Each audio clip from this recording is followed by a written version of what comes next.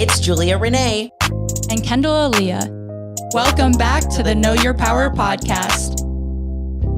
Hello. Hi. Welcome back. It's such a dark day today. It is, and it is bumming me out. It's bumming me out too. Yeah.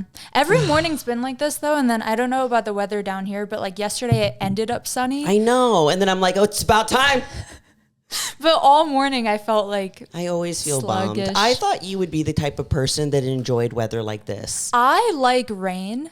I don't like when like it's rain. cloudy. Yeah. Like either full send it storm or yeah, don't. Exactly. Okay. I'm like sunny or thunderstorm in between, not a fan. It's just kind of cloudy out. And I was just saying that to my mom because, as you know, she lived in Seattle for a few years and was so quick to get out. And I was like, but you're making friends. She's like, it is so depressing. And I was like, I get it. I really would be. Yep.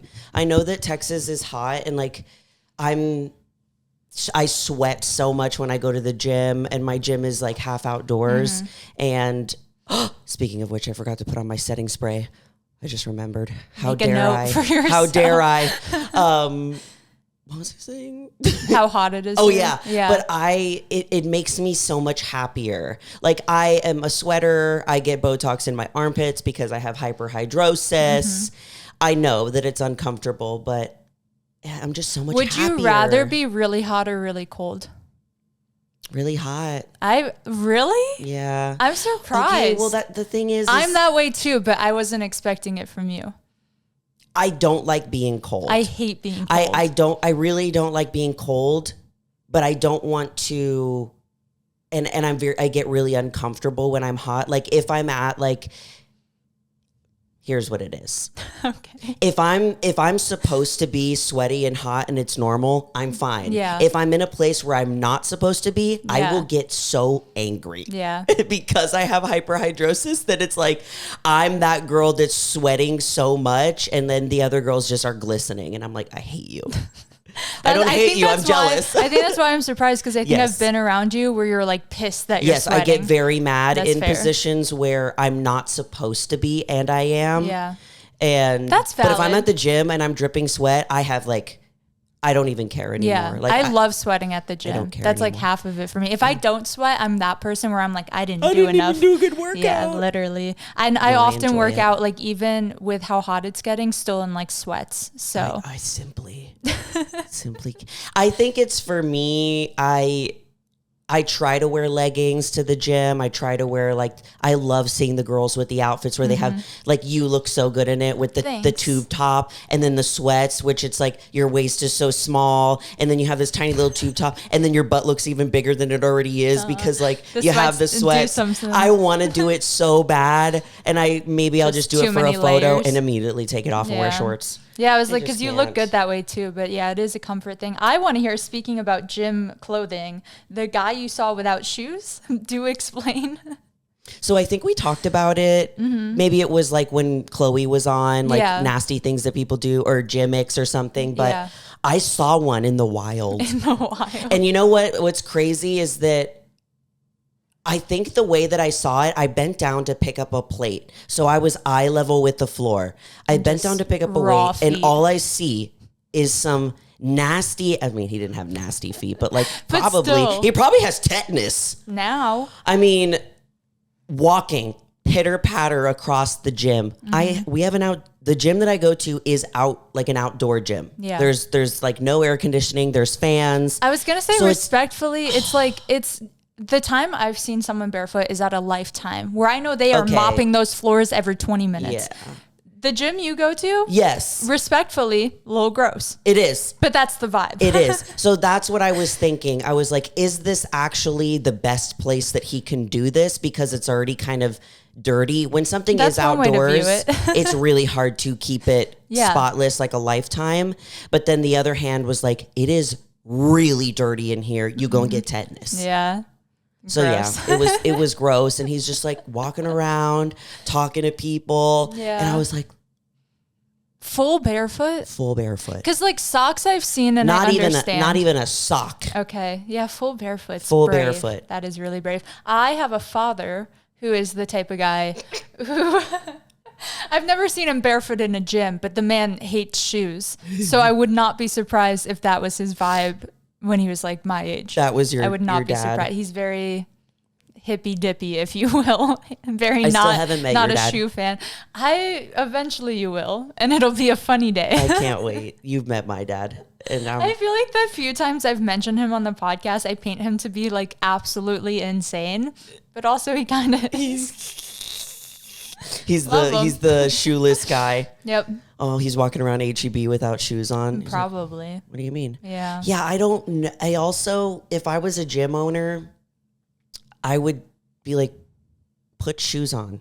Mm-hmm. Like, not allow that. Mm-hmm. There's a lot of gyms do ban it. Yeah, like because of safety. Of like, if you drop something on your foot, yeah, you could break a nail, break a toe. At least shoe has like a little protection. I know. I've dropped a plate on my toe, and I was wearing shoes, and it still bruised, and my nail fell off. So imagine that. Barefoot. Yeah, and I would be like, has to see it. Get some shoes on. What are you doing? It was just very weird. Today we are answering some questions moving from that. They're kind of all over the place. A few of them are bodybuilding specific since we did the episode in the series surrounding bodybuilding.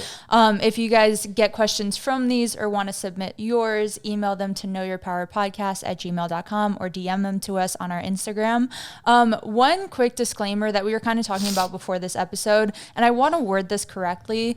We are selective sometimes with the questions we answer on the podcast because we want to be as respectful to everyone listening as possible. And while we love hearing people's stories and we love the vulnerability we often receive, sometimes those are not like podcast ready questions because they deal with very sensitive topics. So I want to just put like a blanket disclaimer.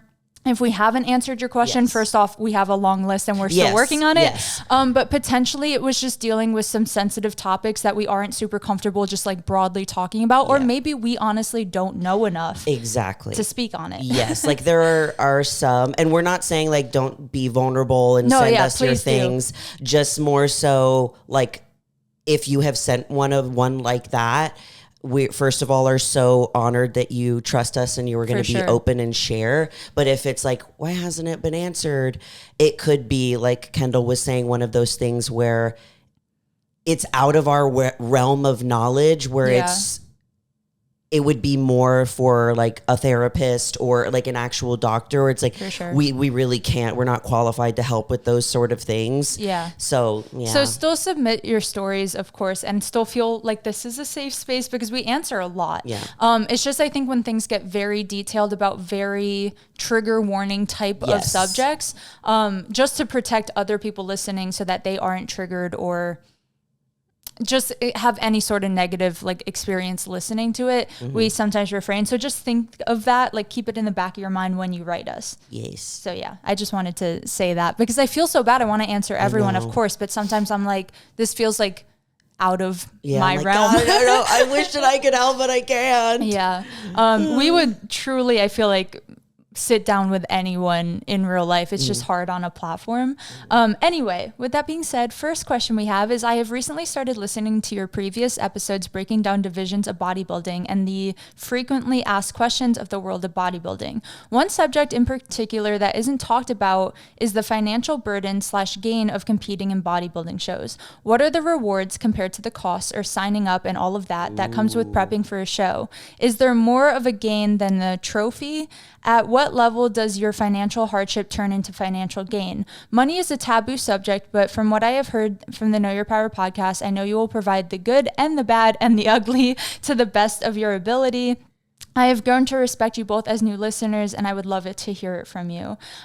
This is such a good question, and you're so right. It is very taboo, and I feel like money is often taboo anyway, but it is a sport with a lot of like hidden costs or like unknown, untalked about things. And we have talked about some ways to save money in the sport, but I think overall speaking, like any other sport, you have to think like, unless you're on the professional level, which just goes for bodybuilding as well, you are often spending way, way more than you get. You really don't get anything. The only way that you make money as a bodybuilder is if you win pro shows. Exactly. Yeah. And even then, I mean, they are starting to talk about and expand that money pool. But even then, it's not a super substantial amount by winning. Typically, it wouldn't cover the cost that it took to get you to that point. Yeah. I do have a video on YouTube, which I'll put on our stories, where it's called The Cost of Competing. Perfect. Where I break down everything that you could potentially have to spend money on, like roughly how much it costs and other options for it. I just remembered that I was like, oh my God, I did do a video on that, because you're so right, listener. Like it gets really, really expensive. There's a lot of things that you can do to save money, but you are spending more than you're making in the sport. And I haven't made money from actually bodybuilding specifically. Bodybuilding has made me money in the sense of, by sharing my bodybuilding journey, I have my own one-on-one coaching program for my clients. I have sponsors that pay me. There's a bug. I saw it. It's a little gnat. It's probably from my plants. I see it still. Get out of here. So by me sharing my journey on social media, it has led me to make money in these other aspects, but I haven't gotten paid for winning or competing at all yet. Yeah. And that's so common. And the only thing I was going to say is, like, when talking about the burden of it, or like doing it, is there more than a trophy? I think the whole point of bodybuilding is the mental aspect of bodybuilding. So you have to weigh that out before you start, or maybe after your first show, of, was that worth it to me? Was this financial and mental and physical investment worth it to me? Because, like, it can lead to opportunities, like you're saying, on social media or through sponsorships, or just like sharing your journey to inspire people. It also has its own like self-fulfillments, but if your objective is a monetary gain, it's not the best avenue. And I think there's something kind of beautiful in that like bodybuilders don't bodybuild for money, for income. Like, they bodybuild for the love of the sport and the love of working out. So yeah, as far as like burden versus gain, I think you just have to weigh out like what you prioritize. Yeah. The question of, is there more to gain than a trophy? Yeah, it's all of the stuff that happens before that. Actually, the trophy actually doesn't really mean anything. Yeah, it doesn't really mean anything. It's like maybe a physical representation of the journey and everything. Like, when I look at my medals and my trophies and stuff, I think about what it took to get that handed to me, rather than like the actual moment it was handed to me. I agree. You know what I mean? So I'll post that video on our stories so that you guys can see the breakdown and some ways to save money, especially if it is your first one. I'm always a fan of like getting the most inexpensive option, because again, you have to ask yourself after you do the first one, was that worth it to me? Do I want to invest a little bit more in a suit? Stupid. He's really coming at you. He's coming at me. I want to do like a very quick rundown of like main expenses. It's going to be coach, show day itself. It's going to be like your NPC card, signing up for the division. It's going to be like tan, hair, makeup, your suit, your shoes, your jewelry. Those are like the main expenses. There are ways to save by like renting a suit, doing your own makeup, hiring a coach who maybe charges a little less, but then it's kind of like, is that worth it or not? So weighing out your own options. I'm glad you have a full YouTube video. And I actually think in our first bodybuilding basics, we did more of a breakdown. So we could link that one too. So yeah, I'm sorry, but it's kind of expensive. Yes, but at the same time, I was a gymnast growing up, and that was hundreds, if not thousands a month to pay for my coaching, to drive to the venues, to the leotards for that are super expensive too. So it's like any other sport. That's very true. Yeah. Yeah, that is so true. You do like, it's like you're investing in yourself, and you're investing in a sport. And if you're, I guess, good enough, and you like take it to the level where you do end up getting paid, then like, that's awesome. And you see, oh my God, I don't know if you saw, but I think it was after the Arnold, there was like a video that popped up on it might have been my YouTube or my feed. No, it might have been, who cares? Who cares, Julie? Get to the point. Who cares? I care. Okay, but you know the men's physique guy that won? Yes. I think his name is Ali. I'm terrible with names, as we know. Ali. So if you want to double check, he did like he posted a video about how he was upset about the money that was given at the Arnold. And I think that was the first time that I've seen like a competitor actually talking about how much money they received winning top 1, 2, and 3. Yeah. And that's the first time I've actually heard anyone talk about it, because like this listener is saying, like, it is kind of one of those taboo things. And I think the reason that he was upset was because the Arnold kind of made fun of the men's physique division. And was like, they need to show their legs. And like, I was like, dang it, every time they give this guy the microphone, he says something stupid. So like Arnold, just like, don't give him the mic. He always says something that upsets somebody. He's like a dad. Yeah, he is a boomer dad who says the wrong thing. He means well. Yeah, he just He's one of those people that's like, it was a joke. And it's like, but it was a mean one. Yeah. A joke isn't a joke if it hurts somebody's like feelings, if it wasn't actually funny, but he kind of like made fun of that division and was like, show your legs, like blah, blah, blah. And it's like, come on, like, I'm sure it's just a 1-2 punch for But yeah, it was just interesting hearing him talk about like the money and how he's kind of like, I didn't really want it anymore. I don't want to compete at this show anymore because it doesn't seem like Arnold appreciates our division. Well, if you don't feel valued, whether it's like monetary or mentally, or in this case, probably both, then I completely understand. And now that you said that, I do feel like I remember either seeing it or hearing another YouTuber talk about it. Yeah. So you are right. And we won't even get into the difference in how much men versus women make. Yep. And wellness especially. We won't even get into that. Wellness especially because it was such a new division, started very, very low. Yes. And they did, I think we talked about it when we did the Arnold recap. They announced I don't want to get it wrong, but they announced that the pool is bigger now. Wolfpack, which is good. Yeah, Wolfpack was the one that did that.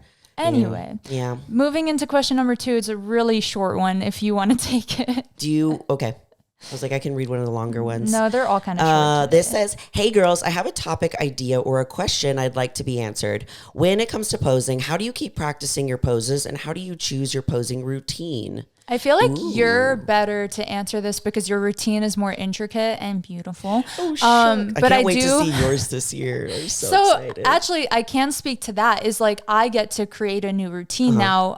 As my physique changes, it does switch up. So that's something I do want to say. When you hear that someone's practicing the same routine for like literally 3 months, it's because as your physique gets leaner, you start to see new lines. And so you want to practice posing to see like, okay, if I twist this heel even like 4 degrees that way, now I see a little more of my glute. Like just doing those little things. That's why we stress practicing so much, especially as you get closer to shows, you start to like actually see what will be seen on stage. But as far as creating a routine, I've just been like taking a lot of inspo from some of my favorite competitors. Like I love Eduarda's most recent routine, like the way she walks, I've just been studying, watching YouTube videos. I know you have one where you break down all of the wellness poses. I know Sunny Andrew has one, just like watching videos and gaining knowledge and finding what you like and then finding your own personal style within that.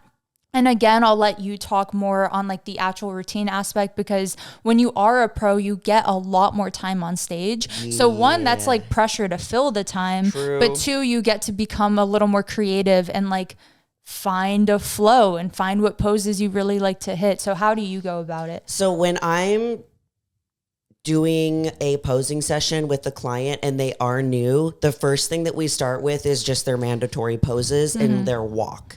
So first of all, like making sure that they're walking with confidence, making sure they're walking with their glutes up, their chest up. They're not taking too big of steps, like they're crossing their feet over. They're making their waist look smaller because you can walk just straight forward and look very quote unquote boxy, or you can slightly turn your hip towards that foot that's leading and it completely changed the shape. And then we move into like the mandatory poses and making sure that we nail those down first. So for wellness, it's the quarter turns, because once you have those down, then that gives us an idea of where your strongest ones are and where your weaker ones are. And then you take that and you can create a posing routine based off that. If you're working with a posing coach, they might help you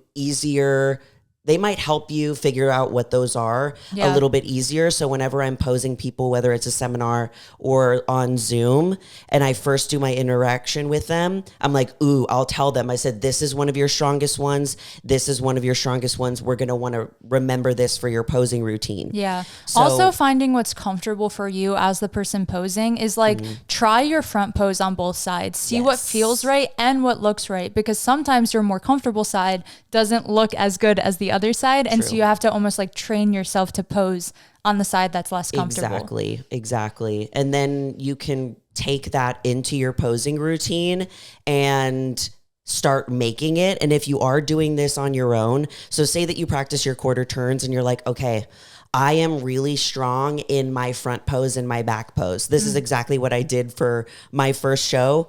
And so I knew I'm going to walk in and I'm going to hit my front pose first. Yep. And then I'm going to do like a little transition and go to the back pose. And I knew that both of my side poses weren't very strong. So I wasn't really going to show the judges that. I wasn't going to show them. Fair. So I did my back pose. I held it. I did a little transition and did a complete turnaround back to the front pose. And that was it. I was about 15 seconds, which is usually 15 to 30 seconds for an amateur posing routine. Now, when you're creating one on your own, this is something that can be challenging. There's some things that you don't want to do. You don't ever want to like come on and hit your back pose first. Yeah. You also don't want to leave on your back pose. You never want to leave. I just imagine you never want to leave. It's actually kind of funny with your face not looking at the judges. But that's the thing. Those are things that you don't really think of. Another thing is like when you're leaving, period, whether it's in like mandatories, comparisons, whatever, sign off. You always sign off. You always say bye to the judges. You never just like turn and start walking away. And if you've seen the sign off, you'll see all the girls on stage. They like Fran will do like a kiss or something. Yeah. And I just do a little like girls, wave. You kind of just like raise your hand and walk off. But this listener is like, how do you keep practicing your poses and how do you choose your posing routine? I think we answered the choosing your posing routine thing. It's usually based off of where your strengths are, highlighting them and kind of hiding where your weaknesses are. Yep. And then, we're opposites too. Yes. I hit my side pose like 3 times. You know what I would love to see you do? Obviously, just walk off side pose. No, I would love to see you walk on and you hit your side pose. I actually might. I'm still playing around with my routine. It's actually really fun. So like creating my own is enjoyable because I feel like in the past I just like 1 wasn't super confident, 2 super comfortable. So I kind of just like would walk on and hit front, side, back to front, walk off. Yes. And this time I'm like adding a little more rhythm. I know my strong sides now and kind of playing more to that, having more fun, if you will. And you also don't have to hit all of your mandatory poses, like all of your I don't hit my turns. Right side. That side is rough for me. When I get on posing sessions with people, I usually say like, show me what you're working with your posing routine. And they basically just go through like their quarter turns. And I'm like, you don't have to do that if you don't want to. So most of the time you won't have time to do front, side, back to front. And a lot of people don't know that. But when you're practicing your mandatories in the mirror, I would practice holding them, looking at yourself and making sure that everything from feet to your head is where it needs to be, especially smiling and any hair choreography or whatever you're doing, and hold it.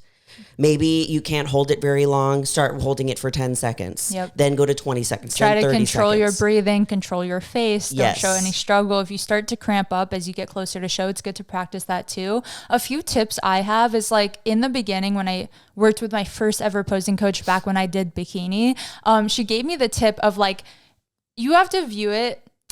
Not only are you posing for the judges, but you're posing for the camera and the people who are taking them. So she said, hold each pose in your individual routine long enough for them to take 2 photos of that pose. So that's literally what I think about is I'll hit front pose and I'm like, click, click.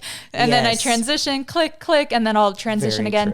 That way, like genuinely they have time, but that also paces yourself where you're holding everything for like a good 1-2. It's very apparent when someone isn't comfortable because they rush through their routine. Exactly. Yeah. You'll see people that like, I did it. Like this is scary. Sure. I want to get in and I want to get out. I black out every time I'm on stage, but if you practice it, then your body will know what to do. Another thing is making sure you have some sort of practice, not in front of a mirror, because you're not going to have a mirror on stage. Unfortunately, I need to hire someone to stand in the back and just hold up a mirror for me. Oh my God, right? Imagine. That would help so much. That would be crazy. But just make sure you're practicing. Something I like to do is just to flip my phone around, put it on back camera, put it on the floor angled up, and I'll just pose in front of a window. And that way you can watch it back and be like, oh, okay, when I'm not in front of the mirror, I forget to turn this out or I don't pop there as much. So that way you can practice it. Yeah, because you need to, of course, it's good at the beginning to see what you need to fix in the mirror, but eventually you have to get to a point where you feel it in your body, what's right and what's wrong, if that glute is flexed or if it's not. Just like mind to muscle connection, like when you're in the gym. There was something that you said that I wanted to touch on about, was it the routine? Holding. Oh, routines are very much like, if you ever been in any kind of dance, I would assume that it's a lot like dance. I never did dance as a kid, but all of my posing clients that had some sort of dance they pick it up so fast. It's insane. Because it is a lot like a dance. Like when I'm posing them, I'm like, okay, walk, walk, walk. We hit our front pose, hold, 3, 2, 1, and we're like transition and 3 and 1 and hair, and it is a lot like that. So if you are someone who's in dance, you're probably going to be pick it up a lot quicker. Also, like practice walking in heels. I make the mistake every year where I practice posing on flat foot and then I put my heels on and I'm like, oh, suddenly I don't know how to pose. Make sure you're actually practicing in your heels. Bambi. No, literally, I'm not a heels girl. Moving into the next question, it's, hey girlies, I hope you can help with the training related dilemma I'm having. I have some athletic goals with my training and I would love to someday be able to rep pull-ups or be able to kill one of the carnival hanging challenges. What is that? You know, when like the Navy or like whatever shows up to your school and you have to like hang from the bar, it's just that. Like being able to hang, being able to do pull-ups, this seems like her goal. The problem I'm running into is that I hate even trying to just hang on the bar due to my height. I feel too short to jump. I thought of you when I wrote this one, but she's 5'4". Hey, you're 2 inches taller than me. I'm like, me. Anyway, 5'4", and I go to Planet Fitness for reference of the bar, and standing on a bench feels awkward. I have done it with a bench and then I'm not confident in my grip. How do I get some more strength where I need it and also comfortable getting to the bar? It is okay to tell me to suck it up and jump. Yeah, I love this girl.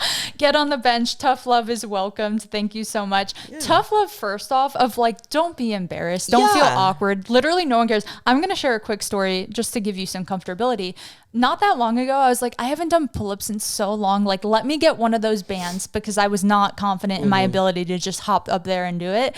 And so I got one of those bands. It ended up being too thick. So picture me like hanging from a bar, middle of the gym, trying to get my foot into this band. It's too thick. I can't push it down. Like, I'm just kind of like stuck. Come on. Actually, like literally stuck like this. So just a reminder that like everyone trying anything new is going to feel really awkward and embarrassing. So some of the tough love on that end. As far as actually strengthening though, you can work your forearms, you can work your grip, you can work lats, do lat pull downs, work on it in that sense.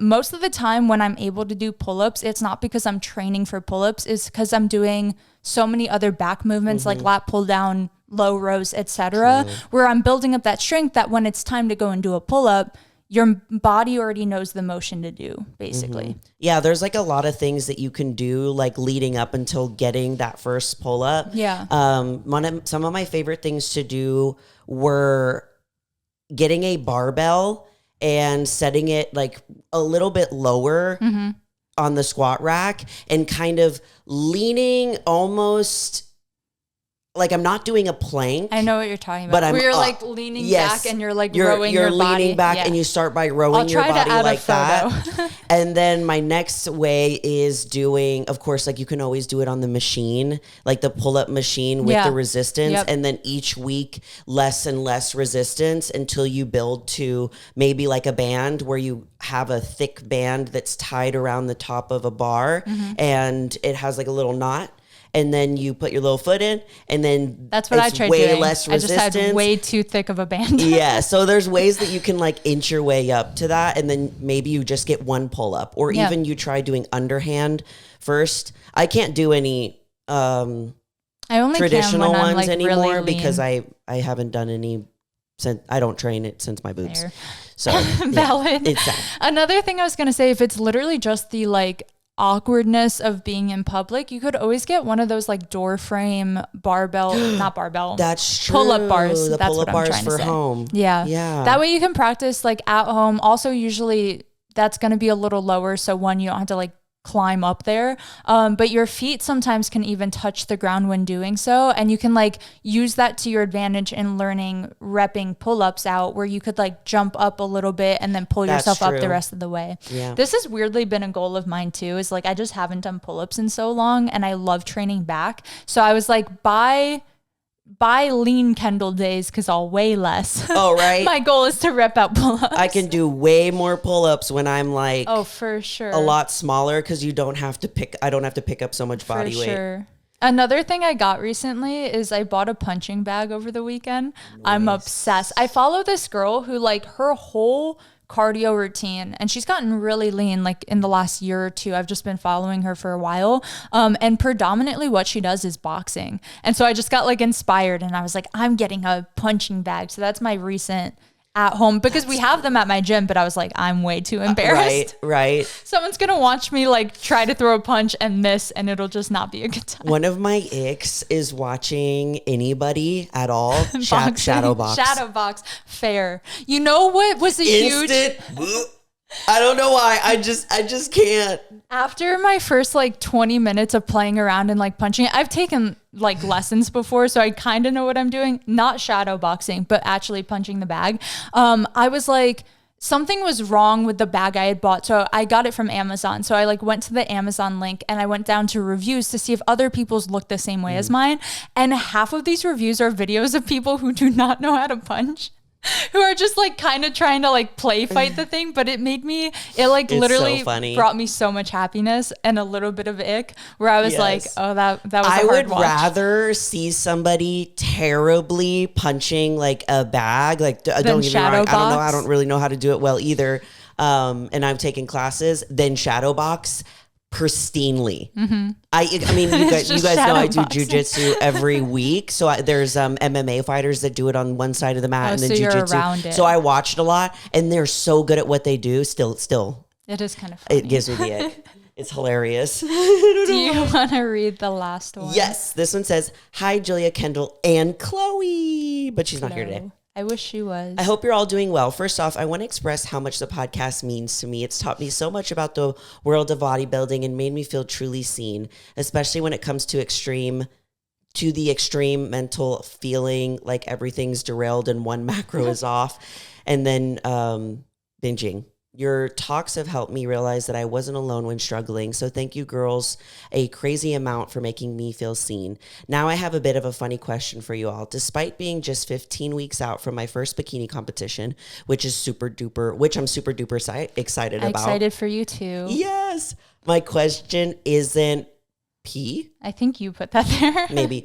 My question isn't directly related to bodybuilding. Instead, it's about the podcast itself and your journey as podcasters. I'm hoping to start my own podcast one day, and I'd love to hear about your experience. What have you learned along the way? Is there anything you wish you would have known when you first started? What advice would you give a newbie? What equipment do you use? Any tips or tricks would be greatly appreciated. Thank you again for everything, especially for keeping me company during my cardio sessions. And more than anything, thank you for always reminding me how powerful I am. What a sweet overall message. And good luck on your prep and your show. Sometimes these sit in our inbox for a while, so hopefully you haven't already competed. Yeah. Congrats if you did. Whee! Sure you won. I feel like you honestly set me up for success because you know more about podcasting and had one previous. I feel like you were podcasting before I started podcasting. So you kind of showed me the ropes and already knew kind of what to get, how to get a conversation flowing. I would say some of my biggest tips though, outside of like equipment and all of that fun stuff, is if you're doing it with someone, just make sure you guys first off know how to have good conversation. First off, that you're compatible. Probably going to be friends for a while. Yeah. I feel like, well, there are some podcasters who are just like two people who are set up like company wise to do podcasts. And I feel like sometimes that can create great chemistry, but usually if you know someone or they're in the same background or field as you, like you are a competitor. So it sounds like you might want to do something fitness related. Like if you're going to have a co-host, finding another person in a similar industry. So you're not just like talking to your brother who knows nothing about. I feel like it's definitely doable, 100% doable to do a podcast like completely on your own. A lot of people do that. But when you first get started and you're not used to talking like on camera or on a podcast, filling the time is like, so what do I talk about next? If you don't have another person to like bounce anything off of. But as far as like equipment and stuff goes, I'm going to link on our stories, like the, our podcast gear and our like camera stuff that we use. This doesn't mean that you have to get this stuff. I know some people use just like those little wireless mics or the little like plug into your iPhone, and you could even start without a camera and just do audio. Yes, you don't have, like we just chose to do video and audio just because we wanted to, and you don't have to. There's people that have like the travel podcast little things, and they kind of just like take this little thing with them. You can totally do that as well. You also want to have a platform that you can post the podcast on so that it can post on Google, iTunes, Spotify, all of those platforms. And the one that we use is Buzzsprout, because if we upload it to Buzzsprout, it can upload at the same time to all of those platforms at once. And I think it's like it might be like a monthly fee, but it's honestly not very expensive. And it can get everything out at once. And then like there's, as far as like editing, if you're just doing audio and you don't want to like do too much editing, chopping just the very beginning, chopping the end. But if you're like, oh man, like I messed up or I needed to take a break or I had to go to the bathroom, then that's where it can get a little bit more complicated. And that's not me. That's me. Kendall's job. I use Premiere Pro. I use that for editing YouTube and the podcast, and it is pretty straightforward. So what I do behind the scenes is I basically take our audio and I take our camera footage and I sync them up. And then from there, if I'm going to make any cuts, I just cut it through the entire thing. So I link it all together. And then I don't take out much from our actual podcast, but when editing reels and stuff, just making sure you're condensing things because sometimes we do pause because we have to think or get our thoughts together, or we say or like a little too much. And sometimes I do cut those out, some reels, usually not for the actual podcast though. So yeah, if you're confident in the way you speak and you don't have a ton of pauses, some of our episodes, I literally just cut the beginning and the end and I listen all the way through to make sure we're good. Other ones though, like if we are stopping to pee or like we have to look something up or whatever it is, there's more cuts throughout. But even then it doesn't take that long, like usually an hour of editing. Similarly, what was I going to say? Oh, I was going to say, when I do long form videos on YouTube, usually about a certain topic, or when we do podcast episodes, we always have an outline, which is so helpful. I do think like I'm someone who isn't very like write everything I'm going to say and then say it. Like that actually throws me off. But if I have no structure at all, if I don't have bullet points of like things I want to hit, it is so easy to just go on like huge tangents and completely lose yourself, lose the listener. So it is important to have a little bit of structure. Just write out like what the topic is, some things you want to hit, kind of the order you want to hit them, and you could get as detailed as you want from there. But that helps a lot. Yeah, we do that for every episode. Like you guys see us, if you're watching on video, we're holding up our phone and it's like our little outline of reminders of things that we want to make sure that we hit. Even if it's like a little story that we want to tell or a question a listener like sent in, or if we're talking about like confidence building or training tips or bodybuilding stuff, like stuff that we don't want to miss. That really helps. I would say too, it's one of those things that it is very easy to put off because it can be very scary. For 100% get that.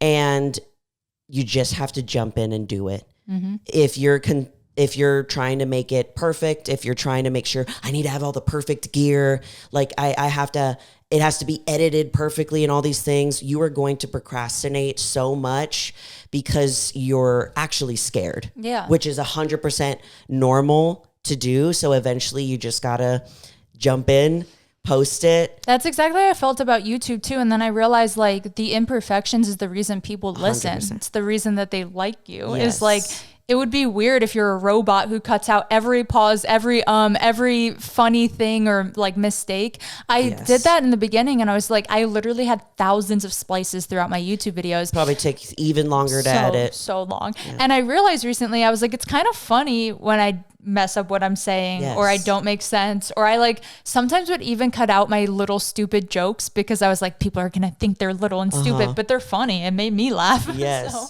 just like over time you become more comfortable and more confident, and like I feel less and less like cutting stuff out of YouTube, of the podcast, 100%. Because I feel like we could just become more secure in like what we're saying. Exactly. And even if we're not, we don't care. I remember whether it was doing an Instagram story when I first got started in 2019. Those still take me a while sometimes. When I was making like, I remember I even filmed a full YouTube video when I was first wanting to do it.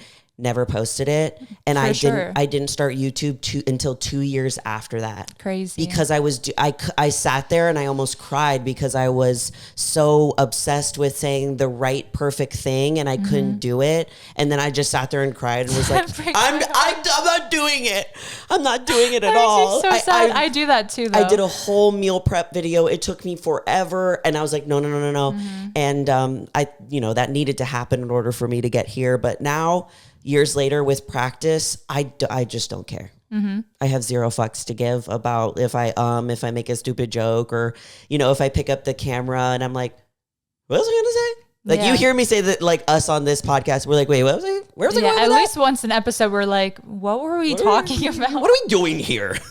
Who qualified us? Yeah, who's listening? But anybody? All that to say, like, just start now. If it's something you want to do, like, there is no perfect timing, or you need a certain following to do so. Like, the listeners will come and the topics will come as you do it, and you'll become more comfortable. Yeah, and that's what's fun. That's why you guys, hopefully like to listen to us, because it's just like some little girlies that are just wanting to talk about lifting and food and food and stuff. Don't forget the food. That's all we have, though. Again, if you have more questions or anything specific come up, we also are doing a gym confession soon. I think with Chloe is the plan. Send your gym confessions. Yes. Or like hot takes, or like if you also hate people that walk around barefoot. Yeah. One of my other gym icks. I'm sorry if you do. Barefoot shadow boxing, and the people that put their necklaces in their mouth. I'm like, okay, it's not that deep. I had to do it once because I was doing mountain climbers. I definitely got hit in the face, and I was like, dang it, I'm gonna be this guy because I'm getting hit in the face. But it doesn't, like, I also sweat a lot. It tastes nasty, like metal sweat. Not good. No, but I see the guys doing it, and they're like, I'm lifting so heavy that I need to have like a chain in metal. You don't, actually. Literally, if I had... Never mind. I'm not going to say it. Anyways, we love you all so much, and you are more powerful than you think. Bye.